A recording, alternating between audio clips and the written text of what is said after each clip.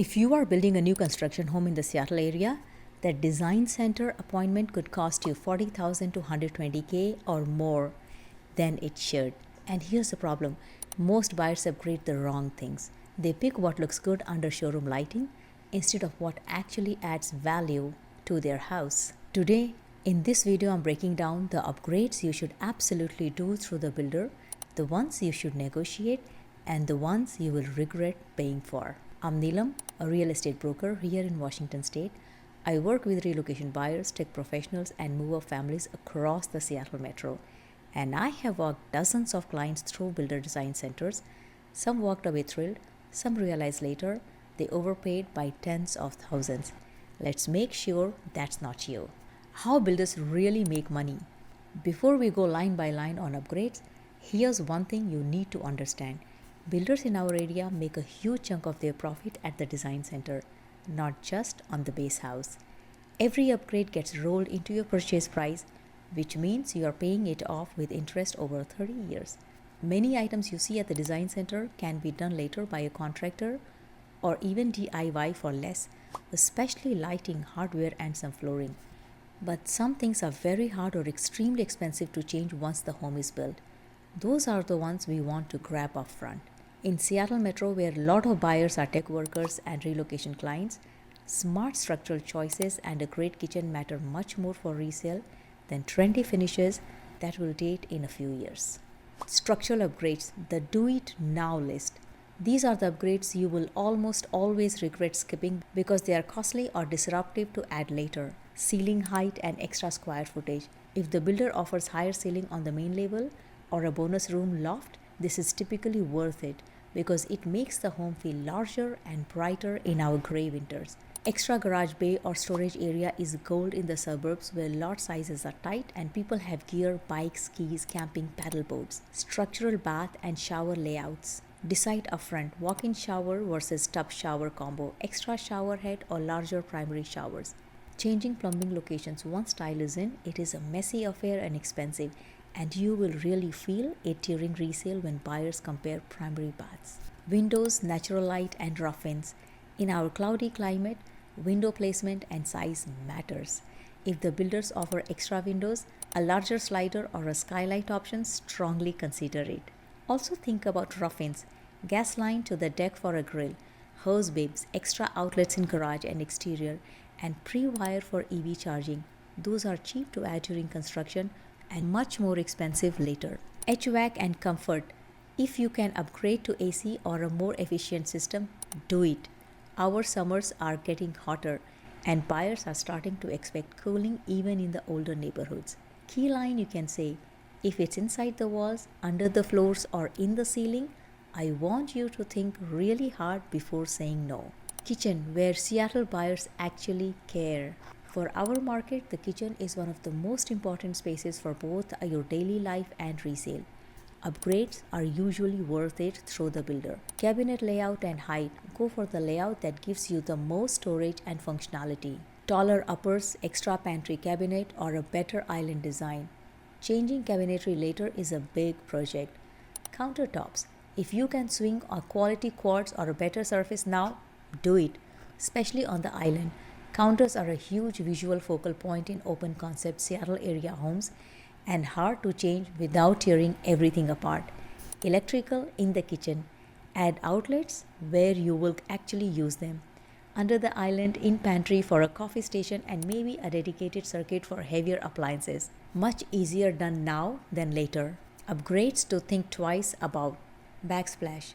I usually tell clients to keep it basic or skip fancy backsplash through the builder. Tile and labor are often cheaper if you hire it out after closing, and you will have more style options. High-end appliances. Builders often mark up fancier packages.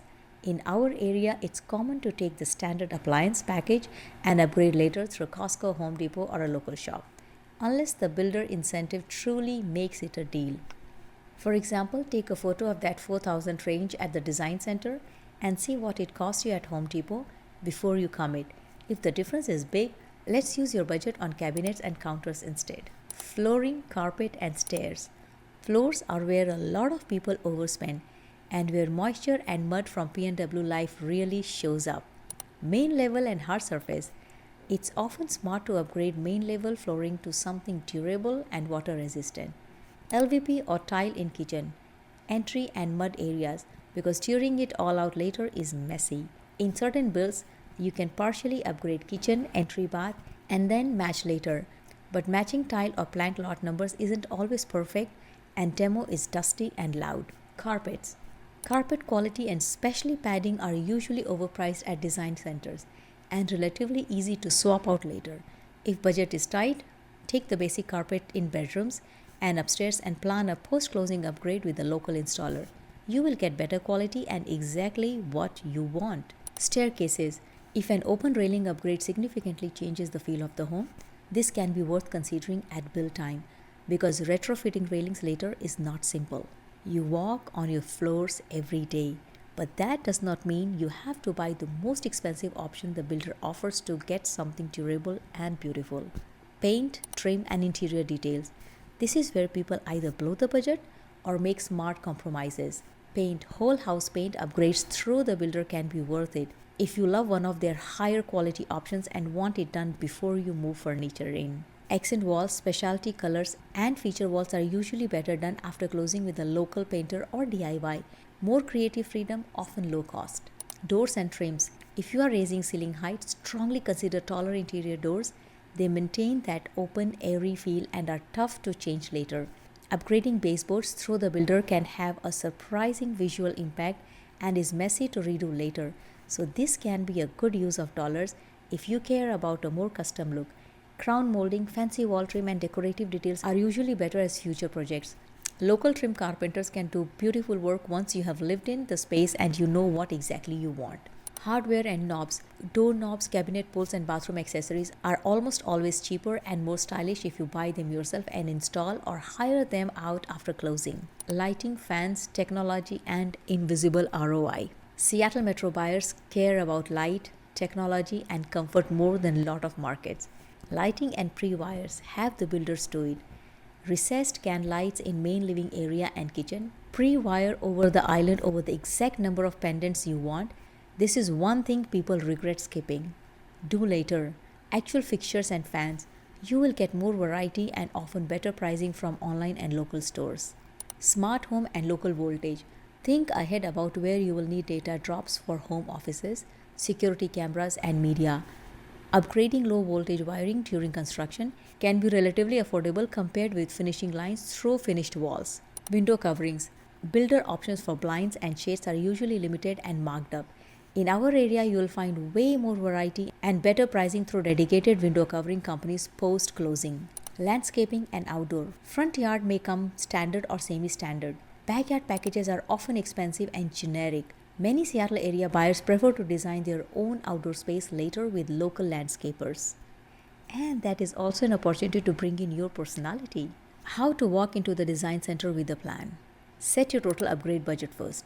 Decide how much you are willing to add on top of the base price, not just what looks pretty in the moment. Prioritize in this order: structural and inside the walls items, kitchen and main level floorings, lighting, pre-wires, and comfort, AC, fans, EV tech. Then only if you have room. Cosmetics you could easily do later. Price check anything that looks decorative. Take photos of upgrades.